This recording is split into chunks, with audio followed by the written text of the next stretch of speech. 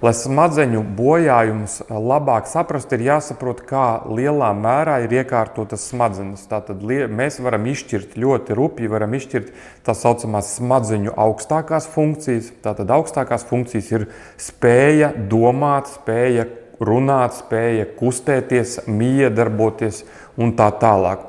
Un ir smadzeņu zemākās funkcijas, kuras mēs paši pa sevi ar savu gribu nekontrolējam. Tātad smadzenes ir tās, kas regulē sirdsdarbību, regulē elpošanu un regulē visus pārējos procesus, kas nodrošina tā saucamo homeostāzi, jeb iekšējās vides nemainību. Ja? Tātad asinsspiedienu regulē, dažādu orgānu funkcijas un tā tālāk, kas ir mūsu gribas neatkarīgas.